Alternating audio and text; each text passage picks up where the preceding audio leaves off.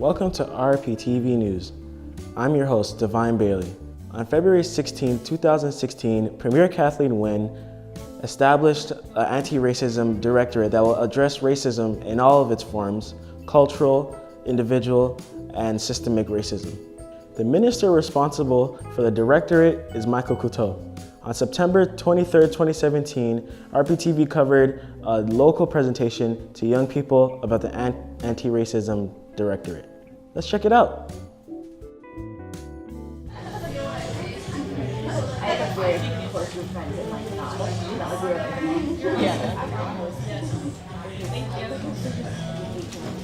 Yeah. Oh yeah. And like trim too probably is like a lot of that.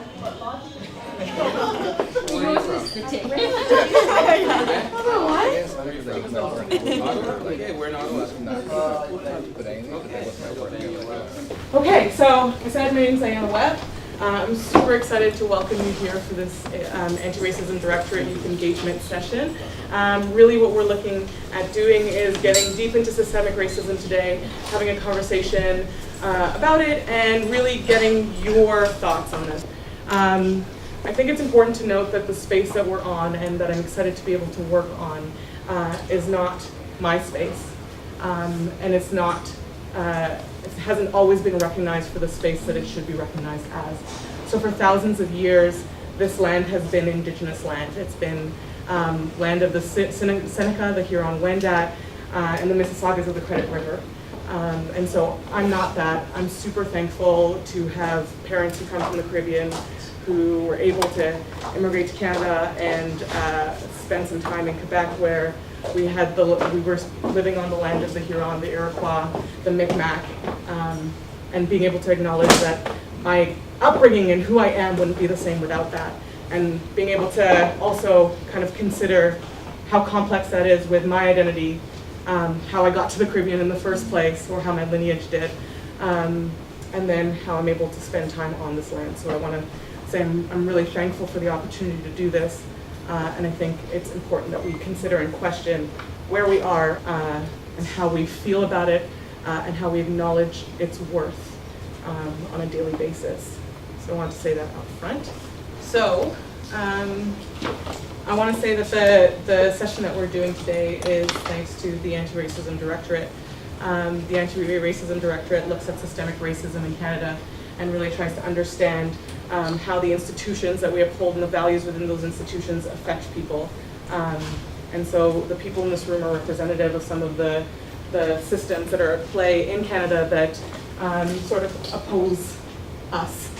And so I'm really thankful that this work is actually being done, that we're sort of questioning those systems and trying to understand them and trying to change them. And so thank you to the ARD for existing. I'm going to refer to it as the ARD throughout the day and not the Anti-Racism Directorate, but please know that that's what I'm saying. And this session is also thanks to Brookfield Institute, which are innovators in the Canadian space who are looking at how to engage with various stakeholders and understand the needs of people better so that we can change the world for the better. When I was growing up I grew up in Toronto in Flemington Park, and I didn't know what systemic racism was, but I knew that I just had observations. I saw things and I observed things, and I noticed that things were happening around me. I noticed that going from Flemington Park to Don Mills, I noticed that the group I went with, and it was mostly black males, they started to not go to school, or they got sent to other schools or alternative schools, and they were kind of slowly removed from the school around me. I noticed that in my community that young guys started to become victims of extreme violence, and I noticed that I lost a lot of my friends in my neighborhood. I also noticed that the interaction of racialized young men was different than others when it came to overrepresentation in the youth justice system. I started noticing all this stuff around me, and obviously I understand what racism is, but systemic racism is so different from just racism. in the sense that I could have, I walked down the street, some guy says something derogatory to me, I could handle that stuff because it was there, it presented itself to me, and I could fight back as a young man. And I thought, I'm tough enough, but systemic racism is such a different thing. You don't know where it lurks. It's hidden in institutions, in buildings. It's so deep within systems that sometimes the people who are even in the system don't even realize that at the end of the day, that it's there. And they're participants, sometimes unwillingly, but it's there. When you look at, like, for example, when I was a Toronto District School Board trustee, so back in 2003 I was about 29 years old, I ran to be a school board trustee, knocked on 40,000 doors, talked to people, got to the school board, and I asked them what was the actual rate of graduation for different groups, and they didn't have the numbers. And then we actually, put forward a motion to capture those numbers. We got the numbers, and it was very discouraging, disheartening. And we asked the question, well, why is this happening? And no one really knew the answers. But it was a system that was participating in some people doing well and some people not doing well. So my job, and the Premier's asked me to do this, is set up the Anti-Racism Directorate, is to look for ways to dismantle systemic racism in our institutions. So identify where those barriers are and eliminate them.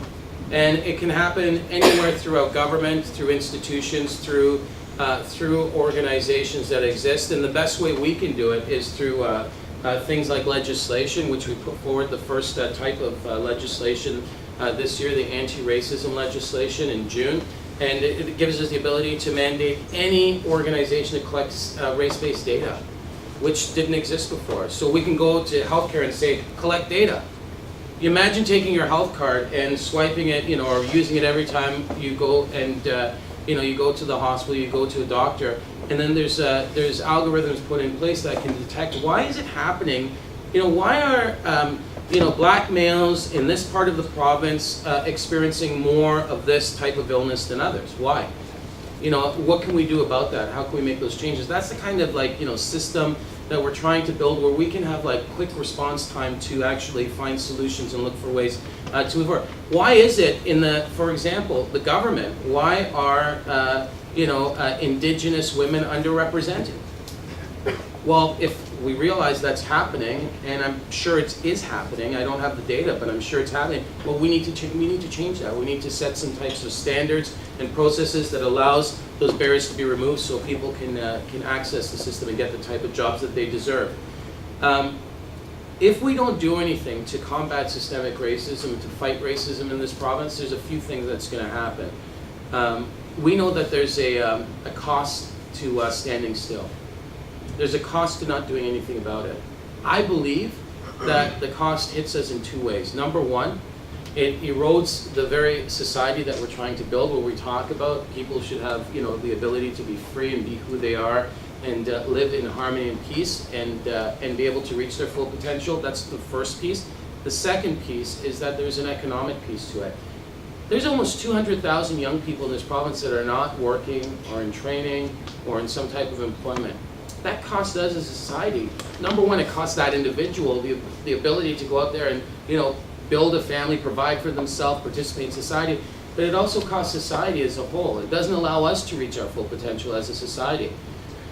We went out there and we spoke to almost 4,000 people across the province about racism, and we heard some incredible things. When we were in Thunder Bay, the council. You're from Thunder Bay, right? Who else is from Thunder Bay? The council debated if racism actually exists. Like the city council, they actually had a debate about it. Because some people say, well, it didn't exist. They had a debate about it and passed a resolution saying that racism exists. When I went to Ottawa, we spoke to the African Francophone diaspora. Their experiences are so different than, for example, non-Francophone African diaspora, or the generation of blacks out in Windsor who've been there for 7 generations, or the Caribbean, groups that have come through in the 60s and 70s. Their experiences are so different from each other. The challenges that they have are very different from each other. If you're an African, Canadian, from the Islamic faith, who's a Muslim. Your experience is very different. Similar, but different. So going out there and talking to people and learning what people have to say, it taught us a few things. It taught me that, number one, there are a lot of people who want to talk about racism. A lot of people want to talk about racism. Number two, there are a lot of people who are uncomfortable talking about race. There's a lot of people out there who just don't feel comfortable talking about it. We as a society have to, figure out a way to have an honest conversation about race, to be able to work with each other, to understand what those different pieces are and where those intersections, occur, and look for ways to dismantle systemic racism. And at the end of the day, it's going to be up to us. There's a lot of people out there. We've got a big database of thousands of people who are willing to work with us to fight racism, and we need to make sure that when it comes to building a good future in this province, that regardless if you're from Thunder Bay, if you're from Windsor, if you're from Ottawa, if you're from Toronto, that if you want to access the system and if you want to be successful, nothing should hold you back. And my job is to make sure that that doesn't happen. I'm responsible for children youth services, so anything like the youth justice system, the child protection system, so adoption and children's aid societies, mental health, autism, anything to do with young people I'm responsible for, and the racism piece. So I think working within my ministry together, my job is to make sure that we position young people for success. And I just want to make a promise to you and a commitment to you, each of you here, that our doors are open. We want to work with you. I need your help.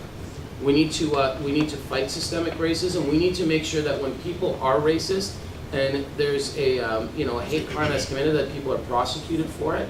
We need to make sure that as a young person in Thunder Bay, if you want to take a walk in the the late evening, that you feel safe.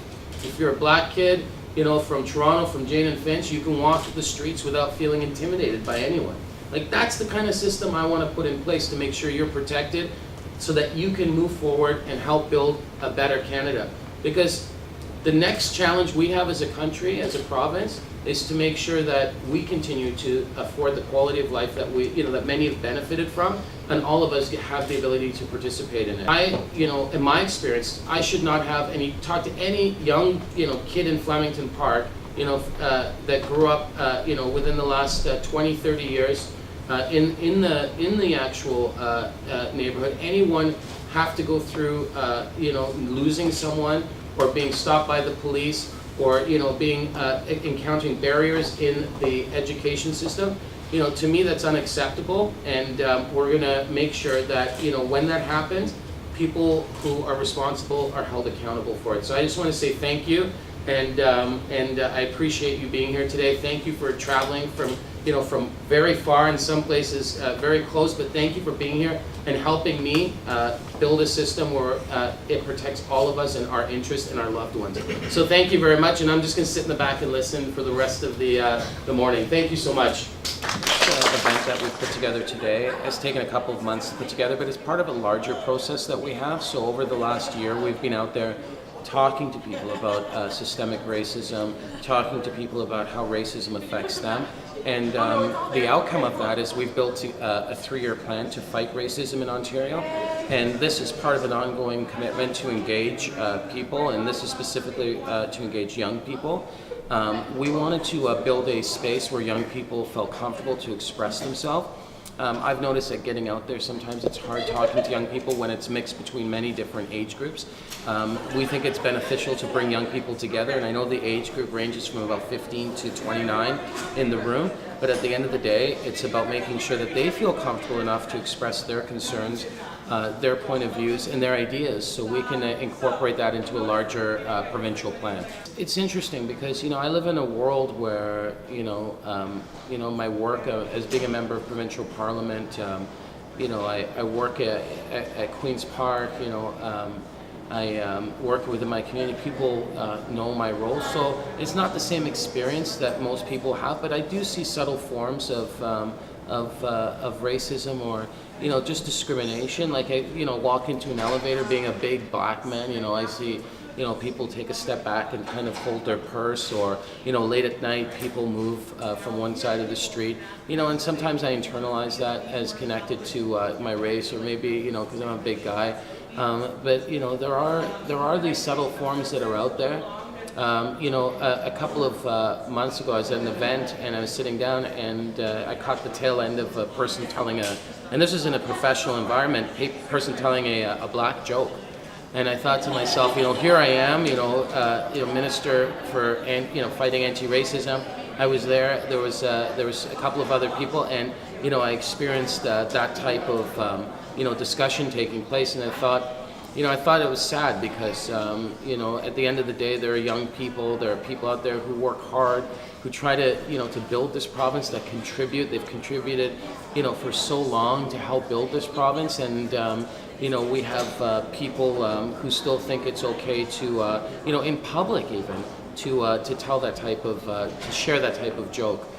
So you see it here and there, but it's the stories I hear from people that disturb me. The stories like young men, you know, dating, a young black man dating a young white girl, and, you know, her house being broken into and spray painted with the N-word, and, you know, or, you know, in Northern Ontario, speaking to Indigenous young people who are walking down the street and people shout out derogatory words at them, or they don't feel safe, you know, walking down the street, that someone might do. You know, those are the types of things that disturb me, that get me, you know, frustrated, and that's why, you know, I want to put forward, you know, the right type of policies to protect people in this province.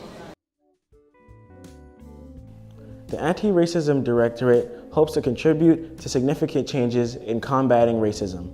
Keep watching RPTV News for more updates.